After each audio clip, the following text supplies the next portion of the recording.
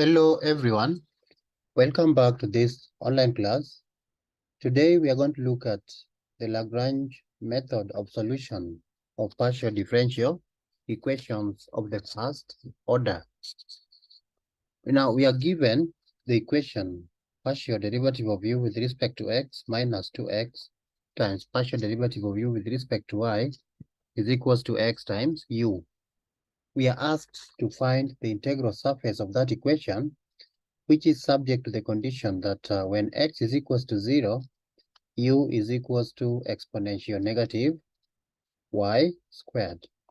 Remember, in general, Lagrange differential equation takes the form p times the small p plus q times the small q is equals to r.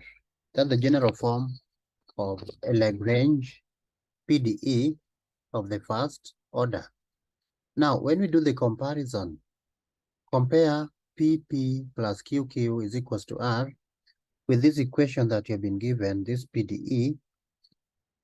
You realize that our P capital is equals to 1. Remember, what I'm calling the small p is partial u partial x. And the Q small is partial u partial y. So when you do the comparison, we get P is equals to 1, Q is equals to negative 2x, and R is equals to xu. So to solve such kind of equations, we need to introduce what we call the auxiliary equations or subsidiary equations or the characteristic equations. So auxiliary equations stroke subsidiary equations, they're equations of the form dx over p equal to dy over q equal to du over r. If I replace p, q, and r, I'm going to get dx over 1 equal to dy over negative 2x, which is also equal to du over x times u. So these are symmetric differential equations, which we need to solve to get our general solution. So to solve these equations, you need to find two unique solutions, or what we call integral curves. I'm going to consider two cases. The first case, look at the first two fractions. I equate them so that we talk of dx over 1 is equals to dy over negative 2x. If you rearrange this one, it's the same as negative 2x dx is equals to dy. Or you could now talk of 2x dx plus dy is equals to 0. And then integrate both sides. This will give you x squared plus y is equals to a constant of integration, call it C1. So this is our first solution, or the first integral curve. Let's get another integral curve. So I'm going to consider the first fraction and the third fraction. Let me write here. This is the first integral curve. First integral curve.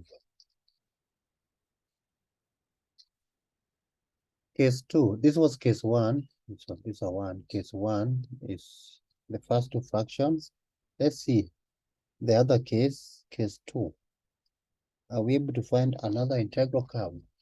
Yes, let's take the first equation, dx over 1 is equals to the third one, du over xu. This can be written as x dx is equals to du over u. Or you can start by writing du over u, we integrate, is equals to the integral of x dx. And so when you integrate, you're going to get ln u, natural log of u, is equals to x squared over 2 plus a constant c. If you make u the subject, u will be equal to a constant c2 times exponential x squared over 2. That should be positive. Exponential x squared over 2. Remember what I'm calling c2. c2 here is equals to e raised to c. That's what I'm calling c2. It's an arbitrary constant. For this thing, you can as well write as, you can say, or u times exponential negative x squared over 2 is equals to c2. So that's the second solution, the second integral curve. So right here, second integral curve. Now that we know the two unique solutions, how do we find the integral surface of that given equation? So our integral surface, integral surface, it is given by phi of C1, C2 is equals to 0. If I replace the C1 and C2, you can write here, or phi, our C1 was x squared y, x squared plus y. Our C2 is u times exponential negative x squared over 2 is equals to 0, where phi is an arbitrary function. And you see, you can factor out one of the parameter. So this can also be written as, when I factor out this parameter, u times exponential negative x squared over 2, it will be another function, call it phi1. Of the other parameter is x squared plus y. So that's what we have as our general solution. Now, if you apply the given condition, you're going to get the value of the arbitrary function phi1. So let me bracket this.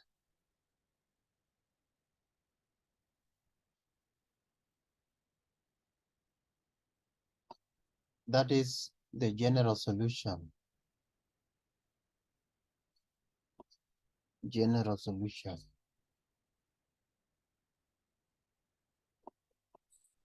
Now, how do we find phi1 of x squared plus y? So we apply the condition, apply this condition, apply the condition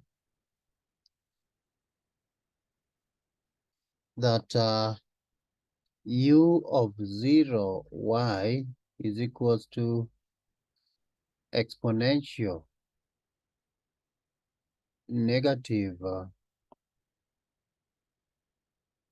y squared. Even before we apply the condition, Remember, let me just rub this before we apply the condition. Remember, this general solution can as well be written as, if you make u the subject, remember use a function of x and y. Make u the subject, you get exponential x squared over 2 times phi 1 of x squared plus y. That's our general solution. So we now need to apply the condition. Apply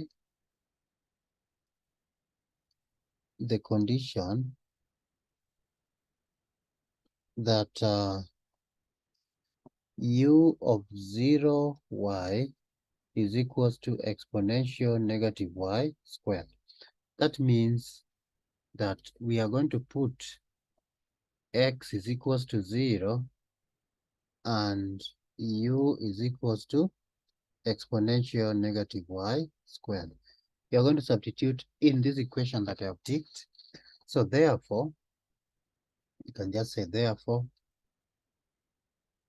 exponential negative y squared, anything raised to 0 is 1, so we just have phi 1 of y. So phi 1 of y is equals to this, exponential negative y squared. Remember, here we'll talk of exponential 0, which I said is 1, so this can just be written as phi 1 of y is equals to exponential negative y squared. Somebody's wondering where am I getting exponential 0? Because we are substituting x is equals to 0 in this equation. Everywhere you see x, you put 0. That's why we have exponential 0, which is 1. Because you know anything raised to 0 is 1. So if phi 1 of y is equals to exponential negative y squared, what did we want to find? Phi 1 of x squared plus y. So therefore, phi 1 of x squared plus y, what will it give us? So where there is y, we are going to replace it by x squared plus y. So we are going to get exponential negative x squared plus y, and that's supposed to be squared. We are saying the y here, you replace it by x squared plus y to get what you found there. So now we have found the value of that arbitrary function, phi 1 of x squared plus y, and so now we can get our particular solution. So you can say hence our required solution should now be equal to u of xy should be equal to exponential x squared over 2 times what we got here. It is this. We got exponential negative x squared plus y, and this is squared. And you can combine those two exponential functions to get u of xy is equals to exponential x squared over 2 minus x squared plus y, and this is supposed to be squared. So what we have found here is the required integral surface, the solution which corresponds to the given condition. So thank you all for watching this video. Please subscribe to my YouTube channel, that is Professor Francis Okech. If you go to the YouTube search, type Prof. Francis Okech or Francis Okech, and you will find me right there. Also, don't forget to comment, like, and share this video. When we meet next time, we look at other problems in Lagrange PDEs. Bye-bye.